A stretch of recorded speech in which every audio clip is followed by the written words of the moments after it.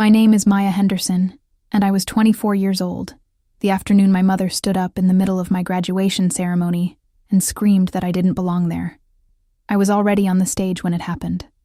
Cap, gown, the kind of silence that settles over a room full of people trying very hard to feel something dignified. I could see the rows of seats from up there, 2,000 people arranged in neat arcs under the auditorium lights, families leaning forward with phones raised, a few toddlers asleep across laps. My heels were quiet on the stage floor. I had practiced that walk in my apartment the night before, just so I wouldn't trip. The Dean of Education was standing at the podium, diploma in both hands, waiting for me to cross the last few feet of stage. His name was Dr. Robert Henderson, and I had seen his photograph before, in a context I didn't fully understand yet, in a way that had followed me for 10 years, without ever quite taking the shape of a memory I could hold. He looked at me the way you look at something you thought you had lost. I took the last 3 steps toward him, and that is when my mother stood up in the 4th row, center, and said in a voice that reached every corner of that auditorium, "That is not her name." She was wearing a yellow blouse. Her purse was still on her shoulder, like she had already decided she was leaving. She pointed at the man with my diploma and said, "Her name is Carver. She is a Carver. You have no right to stand up there and call her anything else." The room held its breath. Security was already moving toward her row. Dr. Robert Henderson did not look at the audience. He did not raise his voice.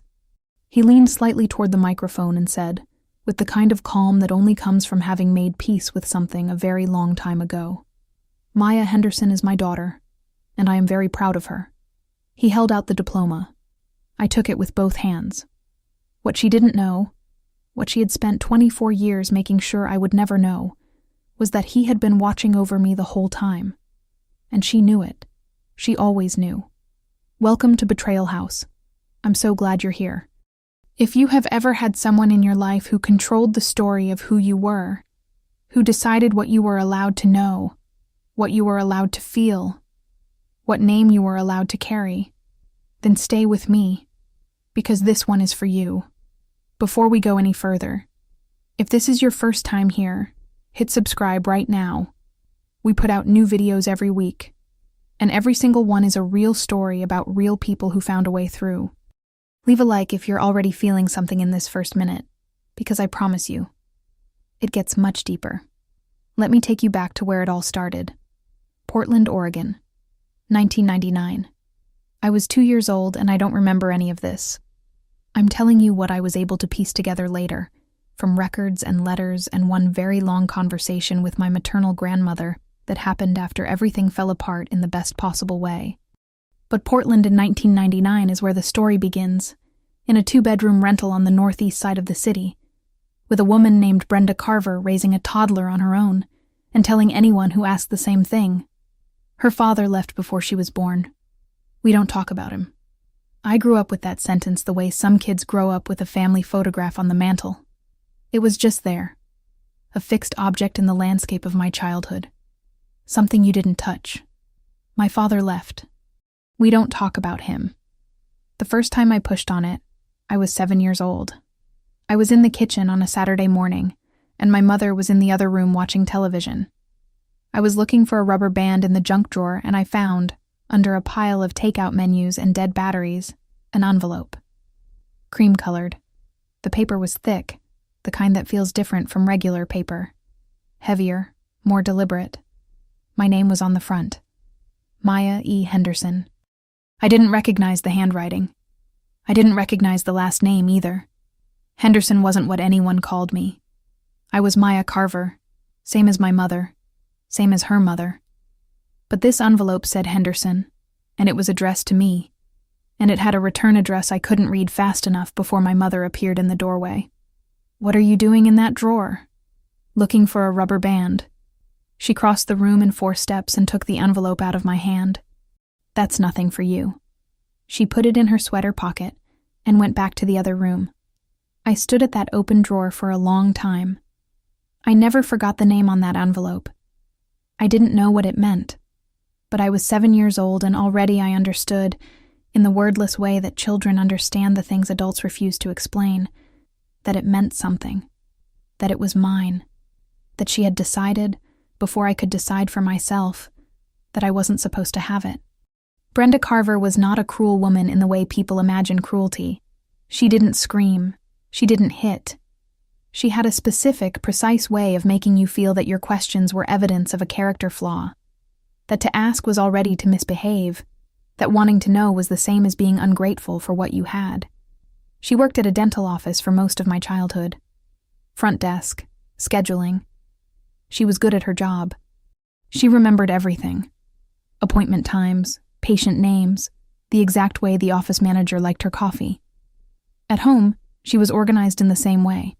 Everything in its place, every drawer labeled, every feeling sorted into its appropriate box, and the box put away on a shelf you weren't supposed to reach. Money was tight, and then it wasn't, and then it was again. There were months when we ate a lot of rice and canned soup, and then there were months when Brenda came home with new shoes and a DVD player and didn't explain where the money came from. I learned not to ask about that either. The silence around my father had its own texture. It wasn't absence. It was active management. When I was 8 and asked why I didn't have a father's name on my school emergency contact form, Brenda said, "Because he's not here." When I was 10 and a teacher asked the class to draw their family tree, and I asked my mother what to put on the other side of my branch, she said, "Leave it blank. Tell them you don't know." When I was 11 and found a box of old photographs in the closet and asked about a man in one of them, smiling, dark-skinned, academic robes, a university name on the building behind him, she took the photograph out of my hand and tore it in half. "He left," she said. "Who is he?" "Someone who left. That's all you need to know." She threw the pieces in the trash. I didn't cry. I had already learned that crying about questions did not produce answers, but I took the image with me the way you take a bruise. Quietly, under the surface, where it stays. There was a specific kind of shame growing up, attached to forms. Every school year, every medical appointment, every summer program application, there was a form.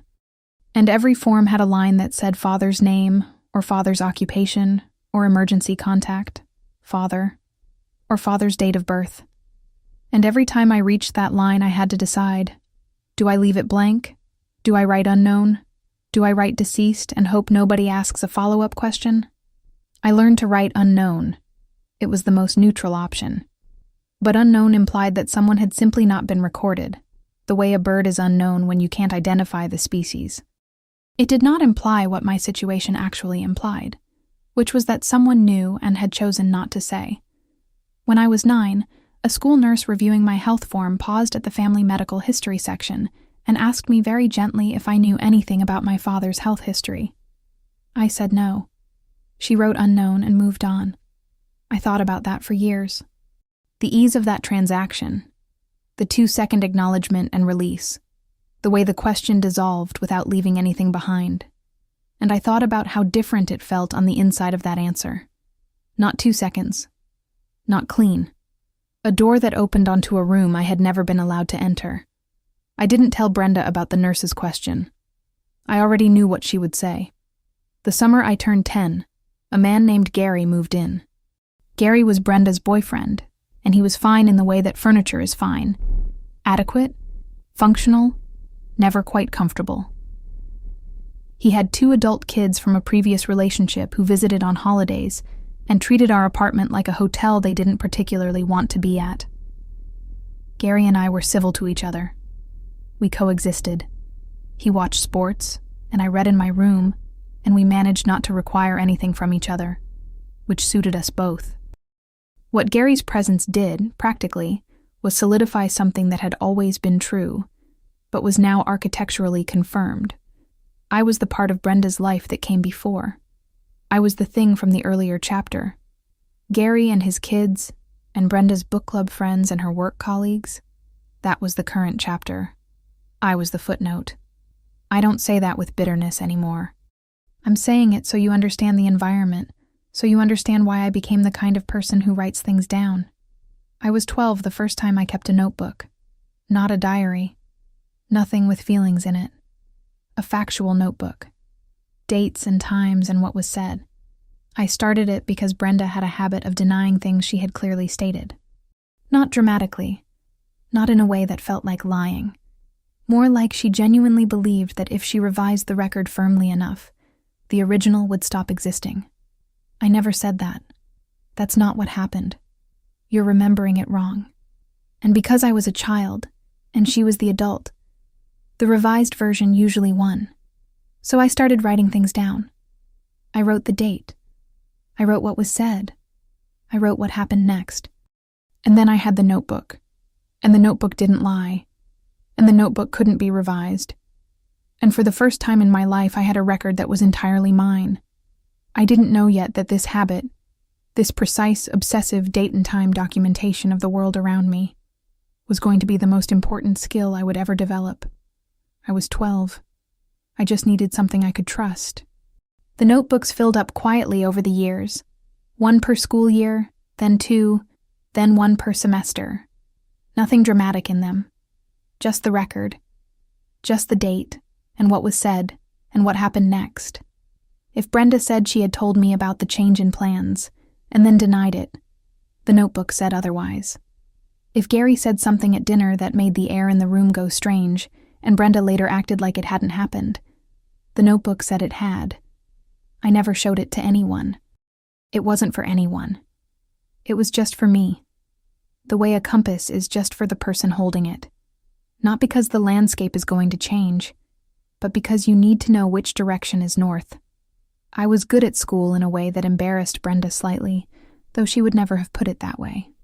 She came to exactly 1 school event in my entire educational career, my 5th grade science fair, because the school had called her directly, and she hadn't been able to think of a reason to say no. She sat in the back and left before the awards were announced. When I made the honor roll in 7th grade, she said, "Don't let it go to your head." When I was named Student of the Month in 8th grade, she said, "Those things don't mean anything in the real world." When I told her, at 17, that I wanted to apply to the University of Portland's teacher education program, she set down her coffee cup and looked at me with the particular expression she reserved for things she considered fundamentally misguided. "Who told you you could afford university? I'm applying for scholarships. You'll end up in debt for 30 years. I've already filled out the applications." She picked up her coffee cup again. "Don't come crying to me when it doesn't work out." I was accepted that spring with a partial merit scholarship. I didn't tell her until the letter arrived. She read it once, set it on the counter, and went back to cooking dinner. "Congratulations," she said. Flat. Like the word itself was a courtesy she was extending out of obligation. I moved into a dormitory that August. I got a job at a coffee shop 3 blocks from campus, opening shift, 5 days a week. I picked up a second shift at a grocery store on evenings. It was not comfortable, and I was tired most of the time, but I was there. And the mortgage on being there was mine, and no one could revise that. There is a particular kind of quiet that comes from living inside a story someone else wrote about you. You don't notice it as noise. You just notice that when you leave the story, the world suddenly has more oxygen in it. My first semester at university was the first time in my life I could answer a simple question about myself. Where are you from? What does your family do? What was it like growing up? Without first calculating which parts were safe to say out loud. It was the first time I could just be wrong about things without someone framing it as proof of a character flaw. Professors disagreed with me, and then asked me to explain my reasoning further. Classmates challenged my ideas in ways that assumed my ideas were worth challenging. It was so different from the environment I had grown up in that I genuinely did not know how to receive it for the first few months. I would sit in seminar rooms and feel the absence of the thing I had always been braced against. And the absence felt so strange that for a while I mistook it for danger. It was not danger. It was simply space. I learned, very slowly, how to occupy it. My education professors in the first year told me I had a gift for building rapport with students. My methods professor in the second year said, "You have an extraordinary ability to make people feel seen. That's rare, Maya. That's a skill that takes most teachers 10 years to develop." I printed that comment out and pinned it to the corkboard above my desk in the dormitory. It was the first time in my life someone with authority had looked at me directly and told me I was good at something.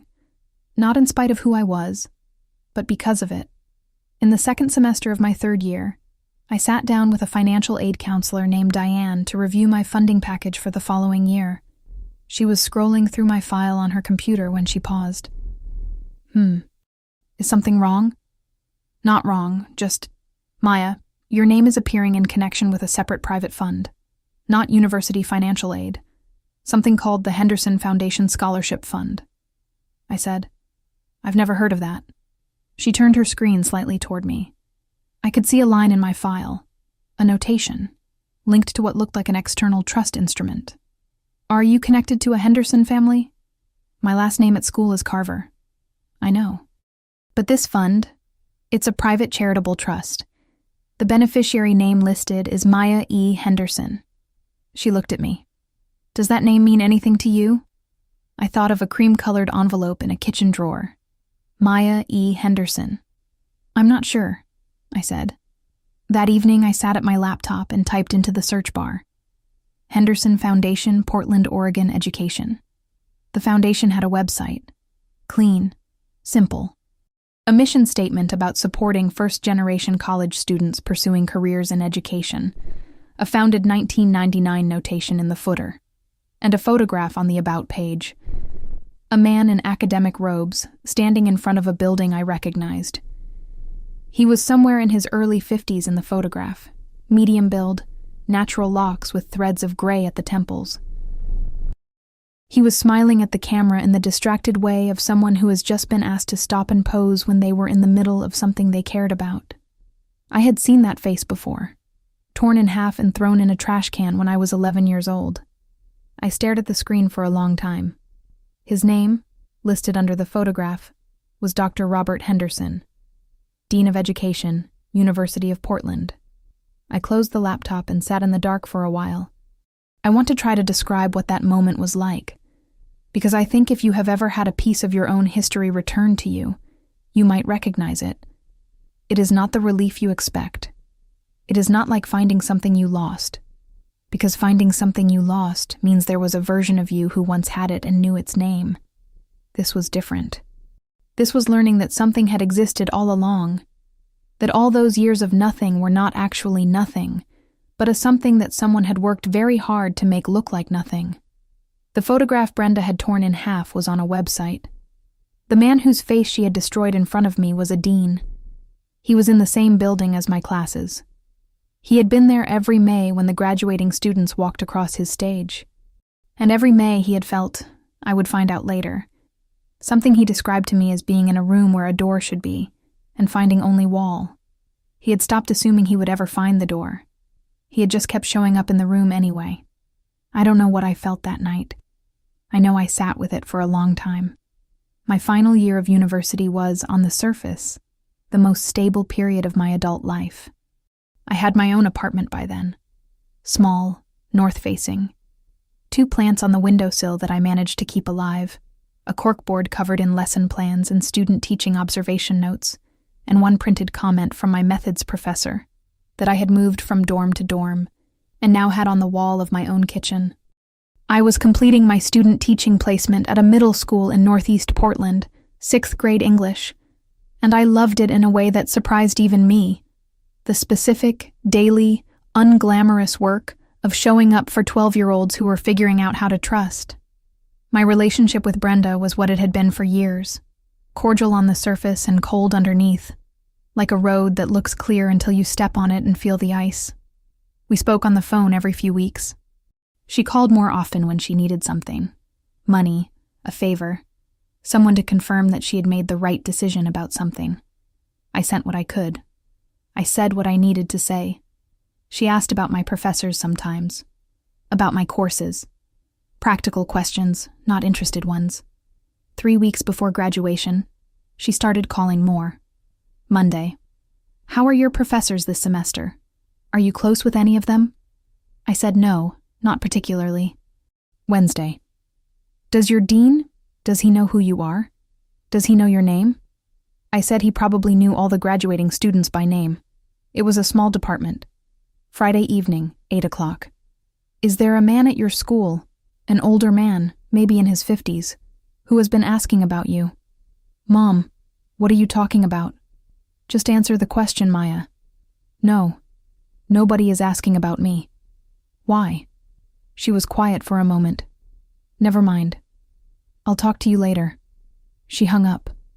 I told my friend Jasmine about it the next day, over coffee in the apartment. Jasmine had known me since freshman year and had a reliable instinct for when something was wrong. She asked if a man was asking about you. Jasmine repeated, "At school." That's what she said. That's weird, Maya. I know. I didn't understand what she meant. Not yet. 2 weeks before graduation, I received an email from the dean's office. Doctor, Robert Henderson would like to schedule a brief meeting with you before the commencement ceremony, at your convenience. Please contact our office to arrange a time. I stared at that email for most of the morning. Then I wrote back and said, Tuesday at 3 would work. The hallway outside the dean's suite smelled the way old university buildings always smell. Wood polish and recycled air, and something indefinably institutional, like the building itself has been holding its breath for decades. The administrative assistant showed me in and closed the door behind me. Dr. Robert Henderson was at his desk. He stood when I walked in. He was taller than the photograph suggested. 52, I would find out later.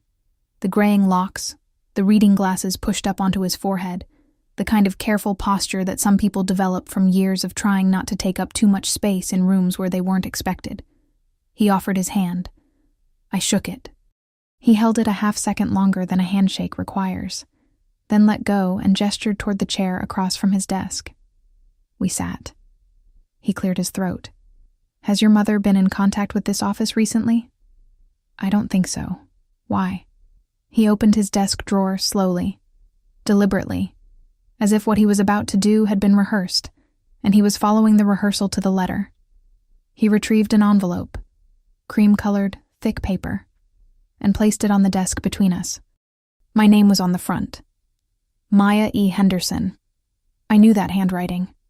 I didn't recognize it consciously, but somewhere in the part of me that remembers things the mind hasn't fully processed yet, I recognized it. This was supposed to reach you 18 years ago, he said. I looked at the envelope. I looked at him. What is this?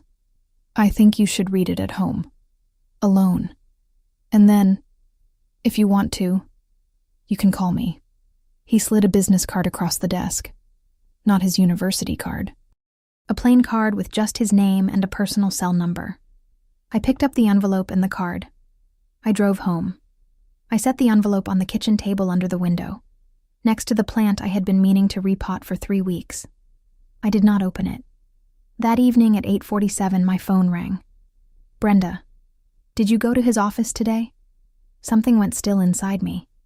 Not surprise, more like confirmation. I had a meeting, yes. Maya. Her voice had a quality I had heard before. Not quite anger. Something underneath anger. Something that needed to manage the situation before it got out of control. Don't you dare talk to that man again. Do you hear me? He is dangerous. Okay, Mom. I mean it. Whatever he told you, he didn't tell me anything. Good. Keep it that way. Okay. Okay? Okay, Mom. Good night. I hung up. The overhead light in the kitchen hummed. The plant needed water. The envelope sat on the table. I didn't open it that night. I just sat with it. The way you sit with something you've been waiting for so long that arriving feels almost too large to move toward. The next morning, I walked across campus to the Student Legal Services office. It was a small office run out of the law school, staffed by third-year students under faculty supervision. The student who took my appointment was a young man named Trevor, who had the slightly too formal manner of someone who was practicing professionalism, the way you practice an instrument. Not yet natural, but earnest. I appreciated it. I explained the situation in the most factual terms I could. A sealed letter 18 years old, a dean who appeared to have information about my family that I had never been given, a private foundation with my name on it, and a mother whose reaction to the meeting had confirmed that something was being concealed. Trevor listened without interrupting. If someone intercepted correspondence sent to you as a minor, letters addressed to you, that can constitute fraud depending on the circumstances, he said. Specifically, if certified mail was signed for by someone other than you without your authorization, that's an actionable event. And if there's a trust instrument involved, and disbursements were made inappropriately, that opens up a separate set of claims. He referred me to a family law attorney off campus. Patricia Greaves, in practice for 19 years, with a particular focus on what she called family financial disputes, which was a polished way of saying the kind of damage that families do to each other when money is involved. I called Patricia that afternoon from a bench outside the library. She asked 2 questions. Is there a trust instrument? And, do you have any physical evidence of intercepted correspondence? I said I didn't know yet. I hadn't opened the letter. She said, open it, then call me back. And then she explained the legal framework in plain language, because that's what Patricia does. She translates the mechanism so you understand what you're actually dealing with. A trust, she said, is a legal arrangement where one party, the trustee, holds assets for the benefit of another party, the beneficiary. If someone other than the beneficiary received distributions from that trust without the beneficiary's knowledge or consent, that can constitute misappropriation. The legal term for what happens when a person who is supposed to protect you uses that position to take from you instead is breach of fiduciary duty. If certified mail, letters sent with a signature confirmation, was signed for by someone other than the addressee, that signature is evidence. And it's not just a civil matter. Understand what you're looking at before we talk about next steps, she said. Open the letter. Document everything you find. Don't confront anyone. Call me back. I wrote 2 things in my notebook after I hung up. Breach of fiduciary duty. Document everything. The second one I had been doing since I was 12 years old. I wasn't just going to read that letter. I was going to understand every word of it. That night I made tea I didn't drink. I sat at the kitchen table with the envelope in front of me, and the overhead light on, and the city outside making its ordinary nighttime sounds. A car passing, a dog somewhere 2 buildings over, the distant rhythm of somebody else's music. My hands were steady. That surprised me. I had expected to feel shaky about it, the way you feel before something you've been waiting for years. But my hands were steady, and my breathing was even, and I opened the envelope the way you open something that belongs to you. 3 pages, handwritten. The date at the top, February 14th, 2008. The paper was good paper, the kind a person chooses carefully. Dear Maya, my name is Robert Henderson. I am your father. I read that first line 4 times. Not because I didn't understand it, because I wanted to sit with what it meant for a moment before I let the rest of the words in.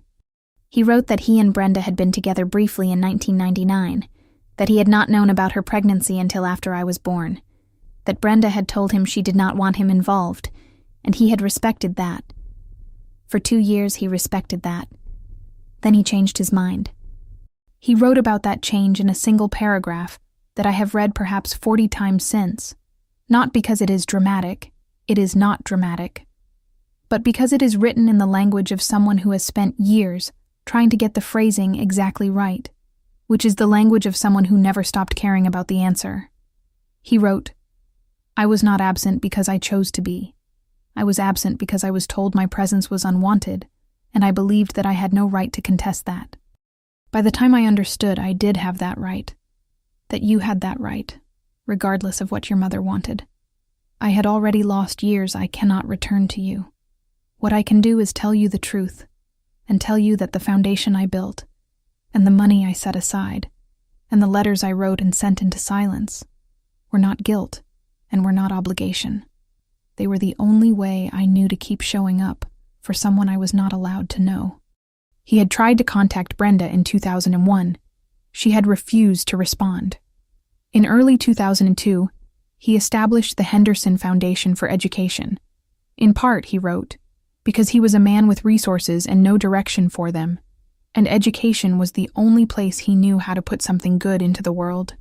He set up a sub-trust within the foundation specifically for me, Maya E. Henderson, intended to pay for my schooling, whatever level I chose to pursue, with no conditions attached, except that I know it was there and that it came from him. He had been sending letters every year since. Some were returned unopened. Others were not returned at all. He had assumed, he wrote, that Brenda was passing them to me and that my silence was my answer, that I had chosen not to know him, and that he would honor that choice even though it cost him something every year when May came around, and graduation ceremonies filled his campus, and he thought about a daughter somewhere in the same city who had decided he wasn't worth knowing. He never stopped contributing to the trust. He never stopped writing. The last letter in the envelope was dated the previous year. I set the pages down on the table and opened my laptop. I searched. Henderson Foundation Trust, Portland, Oregon Public Filings. Public charitable trusts in Oregon are registered with the state and their basic documents are accessible records. I found the Henderson Foundation in under 4 minutes. I found the subtrust in the foundation supplemental filings. And there, in a document filed with the Oregon Department of Justice in 1999 and renewed every 5 years since, was my name. Maya E. Henderson, Educational Subtrust, Beneficiary. I sat back and looked at the screen. 24 years of contributions. I started doing the math. Then I called Patricia Greaves the following morning. She asked for the trust registration number. I gave it to her. She pulled the public records while I waited on the phone, and after about 3 minutes of silence and typing, she said, "There were scheduled disbursements. Some were directed to the University of Portland, tuition payments that match your enrollment dates. But several were directed to a personal account, not yours." I asked how I could find out about the certified mail. She explained. The United States Postal Service maintains delivery confirmation records for certified mail, including the name signed on the delivery receipt. You can request those records. It takes a few days. I submitted the request that afternoon. 3 days later, I had a PDF in my inbox. I opened it and scrolled through the entries, letters sent to my mother's address over the years. Most of them not certified, no record of delivery. But one entry stopped me. A certified letter, sent when I was 16, addressed to Maya E. Henderson. My mother's address, delivered and signed. The signature field read, M. Henderson. I looked at it for a long time. I was 16 when that letter arrived. I was in school 5 days a week and working a Saturday shift at a clothing store in the mall, and I had never, in my entire life, signed my name as Henderson. I had always been Carver at home. Henderson was the name on the envelope I'd found when I was 7, the name that had been taken from me before I could read what it meant. I held the printed receipt under the lamp and looked at the signature. It was a version of my name written by someone who had never actually seen me sign it. I thought about the notebook I had kept since I was 12, the dates, the things said and denied and revised. I had kept that notebook because I needed something Brenda couldn't revise. And the thing about official records, about certified mail receipts and trust filings with the Oregon Department of Justice, is that they are exactly that, on a scale that a child's notebook in a kitchen drawer is not. The state had a record. The post office had a record. The foundation had a record. And none of those records said what Brenda had spent 2 decades insisting was true. She didn't just hide him from me. She impersonated me. Before I tell you what happened next, I need you to stop for a second with me. Drop the word diploma in the comments right now if you think what Brenda did with that certified mail receipt crosses a legal line. Because I'm about to tell you what Patricia Greaves said when I sent her that document, and I'm about to tell you what Brenda said when she showed up at my apartment uninvited, and I want to know how many of you already see where this is going. If you're watching on a device right now, hit subscribe before you forget. We are not close to the end of this story, because graduation was in 4 days. And I had a plan. The day after I sent Patricia the PDF, my phone rang at 9 in the morning. Aunt Cheryl, my mother's older sister. We weren't close. I had never been especially close to my mother's family. But Cheryl was not an unkind woman. She just operated within whatever reality Brenda had built, the way most people operate within the weather. You accept the conditions and you dress accordingly. "Baby," she said, "your mama called me. She says you've been talking to some man from the university, and she's worried. She says you're getting into something that doesn't concern you. I said. Aunt Cheryl, did you know my father's name? Silence. Brenda said he walked out. What if that's not what happened? Another silence. I don't know anything about any of this, Maya. She's upset. I think you should call her. I said I would. I didn't. 3 hours later, my grandmother called. She was 81 and had always spoken to me in a register of mild disappointment that I think she applied to everyone under 60. Don't you embarrass this family, she said. Your mother worked hard for you. I know she did, Grandma. Then act like it. She hung up. Brenda didn't call. She came. Thursday evening, 6 days before graduation, there was a knock at my apartment door. I looked through the peephole and saw my mother standing in the hallway in her good coat, purse on her shoulder, the way she always wore it when she wanted to signal that her time was being spent on something she considered beneath its actual value. She had driven 3 hours from Tacoma. I opened the door. She walked past me and sat at the kitchen table, the same table where I had opened the letter, and set her purse on the surface between us. I set my phone screen down on the counter and pressed record. Oregon is a one-party consent state. I had looked that up. He's going to destroy everything we have, she said. Everything I built. I sat across from her. What did you build, Mom? I raised you by myself. I kept a roof over your head. You received disbursements from a trust fund my father created for my education. Those disbursements went into your personal account. Her eyes went a specific kind of still. Not blank. Still. The way a person goes still when they realize a room they thought was empty is not. Those were for your expenses, she said. Your food, your clothes. I was your mother. Raising a child costs money. The trust document specifies educational use. I don't know what he told you. He didn't tell me anything. I found the documents myself. Public filings. Oregon Department of Justice. She sat back. And the letter from 8 years ago, I said. The certified one. Sent to me. The one you signed for. I don't know what you're talking about. The delivery receipt has a signature. M. Henderson. In handwriting that isn't mine. Something crossed her face. Fast. And then it was gone. He is trying to poison you against me, she said. That letter, whatever he's been telling you, he tried to pay me off. That trust was never really for you. It was guilt money. He never wanted you in his life, Maya. I protected you from that. Then why is my name on the beneficiary documents? Because lawyers put names on things. That's what lawyers do. She stood up. She put her purse back on her shoulder. I did what I had to do to keep you safe. I'm not going to sit here and be questioned like a criminal by my own daughter. She walked to the door. She didn't slam it. She closed it carefully, the way you close a door when you want the person on the other side to understand that you are in control of even that. That quiet close told me more than the conversation had. I stayed at the table for a long time after she left. The apartment smelled faintly of her perfume, something floral, the same one she had worn my entire life. The kind of smell that shortcuts around your brain and goes straight to something older, something that is just memory and nothing else. I had loved that smell once. I had pressed my face into her coat when I was very small, and believed, the way children believe things before they have reason not to, that this was the safest place in the world. I thought about that for a moment. Then I picked up the phone and stopped the recording. I played it back from the beginning, sitting at that table. Then I called Patricia Greaves.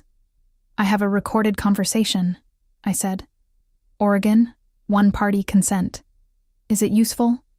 She asked me to email it to her. An hour later, she called back. It's useful, she said. Graduation is in 5 days. What do you want to do? I said. I called Dr. Henderson's office this morning. I have a meeting with him tomorrow. We met at a coffee shop 2 blocks from campus, 8 in the morning. He was there before me, sitting at a corner table with a black coffee and a folder he hadn't opened yet. He stood when I walked in. It was the second time he had done that, and I thought, not for the last time, about what it meant that the first man to consistently stand up when I entered a room was one I had only met twice in my life. We sat. For a moment, neither of us said anything. There was something that needed to be acknowledged in the silence before the practical matters, and he was patient enough to let it breathe. "You have your grandmother's eyes," he said finally. "My mother. She passed 8 years ago, but you have her eyes." I didn't know what to say to that, so I didn't say anything. He opened the folder. Inside, a binder of trust statements going back 23 years, and printed copies of returned letters. Not all of them, but a sample from each year, the envelope still attached, stamped "Returned to sender" in red ink or marked "Undeliverable." Beside the returned letters, a printout of the disbursement history for my subtrust. 9 transfers to a personal account over 12 years. Brenda Carver. Each one labeled in the trust's administrative records as educational expenses, beneficiaries account. None of them had gone to a school. Robert said quietly, "I had a lawyer contact your mother in 2019, asking for written confirmation that you had received the educational support from the trust and that you had chosen not to be in contact with me. She responded in writing. She said you had received everything and wanted no contact with me." He paused. I believed her. I shouldn't have stopped there. I should have, I don't know, found another way to reach you. I pulled out my copy of the certified mail receipt, the one with the forged signature. I laid it on the table between us. He looked at it for a long time. "These are all with Patricia Greaves," I said. "My attorney. The disbursement records, the delivery receipt, Brenda's written statement to your lawyer, the recording from yesterday." He nodded slowly. "I'm not doing this to destroy her," I said. "I want you to understand that. I'm doing it because those funds were mine, and I have a right to know what happened to them. And because—" I stopped. "Because you deserve to know," he said. "Not the money. The rest of it. You deserve to know." "Yes?" He picked up his coffee. We sat there for another 20 minutes, talking about nothing urgent. His work, my student teaching placement, a book he had read recently about the history of public education in Oregon. Ordinary conversation. The kind you have when you're two people who are just beginning to understand that they have a great deal of time to make up for. And the way to start is not with the weight of everything that was taken, but with the simple fact of being in the same room. Before I left, he asked, "What do you want to do tomorrow?" "Nothing," I said. "I just want to walk across that stage." He nodded. "Then that's what we'll do." He paid for the coffees. I let him. We walked out of the coffee shop into the September morning and stood for a moment on the sidewalk, in the kind of light that makes Portland look like a city that is just waking up and hasn't yet decided how the day will go. "Can I ask you something?" I said. "Of course." "The Christmas cards. Did you send them to my grandmother?" He looked at me. A small surprise. "She told you?" "She told me after graduation. She said she thought Brenda was passing them to me." He was quiet for a moment. "I sent them every year. I wanted someone in that family to have a record that I existed, that I was trying, even if you never saw the cards yourself." He paused. "It sounds small." "It doesn't," I said. We said goodbye on the sidewalk. I watched him walk back toward campus, toward the building with his name on the door, the stage he would stand on tomorrow, the microphone through which he would call out the names of students who were someone else's children. And I thought about what it means to keep showing up for something when the only evidence you have that it matters is your own certainty that it does. I walked back to my apartment in the morning light. The coffee shop was 2 blocks from campus, and from the right angle, you could see the top of the auditorium where graduation would be held. I looked at it for a moment. I knew Brenda had a ticket. She had called 2 weeks earlier to confirm the time. I knew she would be in that audience because that is what Brenda does. She shows up for the versions of events that she controls. She had never come to the honor roll ceremony, never come to the science fair, never sat in the front row for anything. But she would be at graduation, because graduation was something she could frame as a tribute to her own endurance.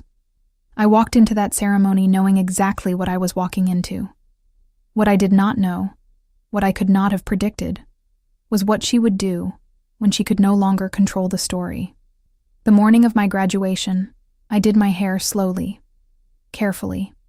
My natural curls pulled back and pinned just enough to stay in place under the cap, with a few loose at the sides the way I liked them. My gown was the education department's forest green. I stood in front of my bathroom mirror, and I held up the original envelope, the cream-colored one, my name in his handwriting, and I looked at it for a moment, and then I put it in my purse. I drove to campus alone. The auditorium seated 2,000 people. The education department was called third. I found my place in the alphabetical lineup outside the hall, H for Henderson, and waited. The woman in front of me was vibrating with barely contained excitement, rising onto her toes to wave at someone she'd spotted through the doors. I stood still and breathed. When they announced us for processing, I walked in and found the seat with my name on the card, and I looked out at the audience. Brenda was in the 4th row, center. Yellow blouse, purse on her lap, arms crossed. The woman to her right offered her a program, and Brenda shook her head. Names were called one by one at the podium. Each walk took approximately 45 seconds. I counted them. Then the provost leaned to the microphone. "It is my pleasure to introduce Dean Robert Henderson, who will be personally conferring degrees for the education department this year." Polite applause, cameras raised. I saw Brenda stiffen in her seat. 7 names before mine. 6. 5. The woman in the yellow blouse uncrossed her arms and recrossed them the other way. 4. 3. 2. 1. Maya Henderson. His voice carried through the whole room. I stood up. My heels were quiet on the stage floor. I had practiced this walk. I kept my eyes on the end of the stage. The lights were warm, and the auditorium had that particular charged stillness of a place where 2,000 people are all trying to feel the same dignified emotion at the same time. Dr. Robert Henderson was standing at the podium with my diploma in both hands. I crossed the last few feet of stage and stopped in front of him. He was taller than I remembered. He held the diploma carefully. For a fraction of a second, less than a breath, he didn't hand it to me. He looked at me the way you look at something you thought you had lost and are not quite sure, even now, is real. And then from the 4th row, center, a voice I had known my entire life said, "That is not her name." Brenda was standing. "Her name is Carver. She is a Carver. You have no right to stand up there and call her anything else. You have no right." An usher was moving toward her row. Other people in the audience were half turning, uncertain whether to look. Robert Henderson did not look at the audience. He did not raise his voice. He leaned slightly toward the microphone and spoke with the kind of calm that belongs to someone who has already accepted the worst thing and come out the other side of it. "Maya Henderson is my daughter." A pause. "And I am very proud of her." The room went silent for 2 full seconds. Then someone in the back started to applaud. It moved through the auditorium like a wave moving through water. Not a roar, not a performance, just the sound of people who understood what they had witnessed and chose to respond to it. Brenda was still standing, but the usher had reached her row and was speaking quietly to her. She was not being removed by force. She was simply being escorted, with the particular courteous efficiency of institutional authority, toward the exit. I looked back at Robert. He held out the diploma. I took it with both hands, and I thought quietly to myself. Not out loud, not for the audience, just for the girl who stood in a kitchen at 7 years old with her fingers on a cream-colored envelope. I thought, what she didn't know was that he had been watching over me for 24 years. What she didn't know was that you can tear a photograph in half and throw it away, but you cannot erase a trust document filed with the state of Oregon. You cannot unsign a name that isn't yours. And you cannot make a man stop loving a daughter he has never met. As I walked off the other side of the stage, I looked toward the exit doors. Brenda was at the door. She turned. She found my face across the room. Across the seats, and the families, and the caps and gowns, and the 2,000 people who had no idea what they had just watched. And she looked at me with an expression I had never seen her wear before. She looked like someone who has spent 24 years holding a door shut, and has just understood, finally, that the person on the other side was never trying to get through. They had simply built another door. I held that eye contact until the auditorium door closed behind her. 3 weeks after graduation, Patricia Greaves sent a formal demand letter to Brenda Carver. It outlined the misappropriated trust disbursements, 9 transfers, 12 years, a specific dollar figure, and the matter of the forged signature on the certified mail receipt. It requested an accounting and offered a path to civil settlement. Brenda hired her own attorney. That attorney advised her to cooperate. A settlement was reached. Civil, not criminal. I had chosen civil deliberately. A civil proceeding meant she would pay back what had been taken, structured over 5 years, from her own income. Without a criminal record, without a trial, without the kind of public exposure that would have turned this story into something I didn't want it to be. I didn't want to destroy her, I told Patricia when we finalized the agreement. I just wanted what was mine.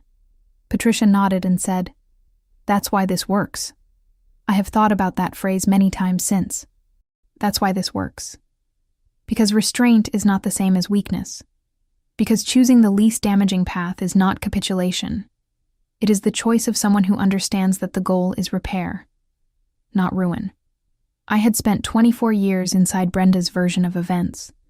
I did not want to spend the next 24 inside a legal battle that would require me to remain, month after month, in the position of someone defined by what had been done to them. I wanted to be done. I wanted to close the accounting and walk forward and find out what the rest of my life looked like without a secret sitting in the middle of it like furniture no one is allowed to move. Aunt Cheryl called 2 weeks after graduation. I let it go to voicemail the first time. The second time I picked up. "I didn't know all of it," she said. "I want you to understand that. I knew your father existed. And I knew Brenda didn't want you to know him. I thought it was pride. I didn't know about the money. I know, Aunt Cheryl. I'm sorry. I know you are." My grandmother called the day the settlement was announced. She cried, not loudly. She was not a loud woman, but I could hear it. That particular quiet of an 81-year-old woman who has just understood that she was part of a silence that cost someone she loved 24 years. "Your father used to send me Christmas cards," she said, "every year, asking how you were doing. I thought Brenda was passing them to you. I thought you knew." She paused. "I should have asked. I should have asked you directly." "It's okay, Grandma. I meant it. That's the thing about people who are caught in the architecture of someone else's story. They don't usually know they're inside it. They just follow the walls." The week after graduation, a woman named Dr. Yvonne Marsh, a colleague of Robert's who had been standing on the stage that day, sent me a handwritten note in an envelope addressed to the University of Portland Education Department, care of Dr. Henderson. "I have known Robert Henderson for 15 years, she wrote. "Every May when graduation comes around, there is a particular sadness in him that I could never explain and never felt it was my place to ask about. I think I understand it now. Congratulations, Maya. You have your father's patience." I put the note in the same envelope as the letter dated February 14th, 2008. They belong together.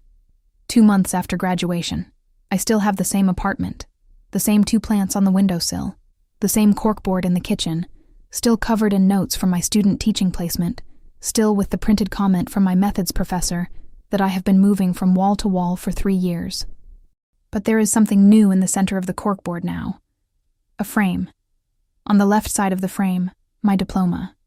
Forest green border. University of Portland seal. My name printed in the careful script that university documents always use. Maya E. Henderson. On the right side, the letter. 3 handwritten pages. February 14th, 2008. A little worn at the folds from being opened and closed more times than I can count in the past 2 months. Robert Henderson and I have coffee every Thursday morning. The same coffee shop, 2 blocks from campus. He orders black. I order a cortado. We do not always talk about difficult things. Sometimes we talk about his current students. He has one this year who reminds him, he says of himself at 22, which he means as both a compliment and a warning. Sometimes we talk about books. Sometimes we sit for 10 minutes without saying much, and it is not uncomfortable, which is something I did not expect. How quickly silence with someone can shift from absence into presence. Last Thursday, he showed me a photograph on his phone. His mother, my grandmother on his side, a woman I will never meet, at age 30.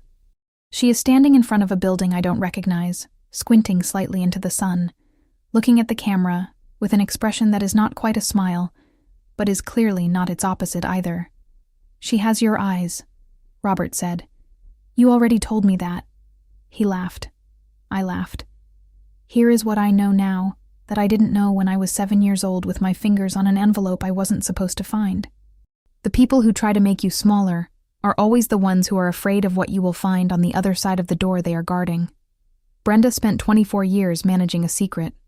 She arranged her entire relationship with me around the negative space of that secret, around what I wasn't allowed to know, what I wasn't allowed to ask, what I wasn't allowed to be called. And every time she said, "You're just like your father," she was telling me the truth. She was handing me the one piece of information she had always been most afraid to give me. She just didn't know that was a compliment. She burned the photograph, but she couldn't burn the trust fund.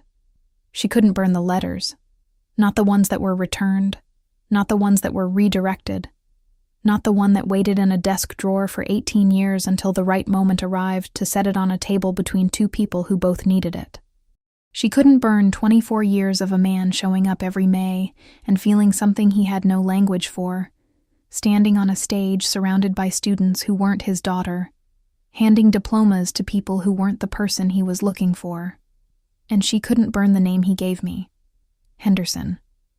I was always Henderson. I just didn't know it yet. If you have ever sat with an envelope you were afraid to open, if you have ever carried a name or a story that someone else decided you weren't allowed to have, I want you to hear this. Open it. Whatever is inside is yours. It was always yours. If this story reminded you of something in your own life, a name you were denied, a truth someone else controlled, a door that was kept locked until you found the key yourself, leave a comment below. I read every single one. Tell me your word. Tell me your story. Tell me what door you finally opened. Share this video with someone who needs to hear that the documents don't lie. The paper trail doesn't disappear just because someone told you it didn't exist. And if you haven't subscribed yet, do it right now. Every week on this channel, we tell the stories that families try to keep quiet. We tell them calmly, with evidence, the way my father once said congratulations into a microphone in front of 2,000 people who had no idea what they were hearing. We tell the truth. That's all we do here. I'll see you in the next one.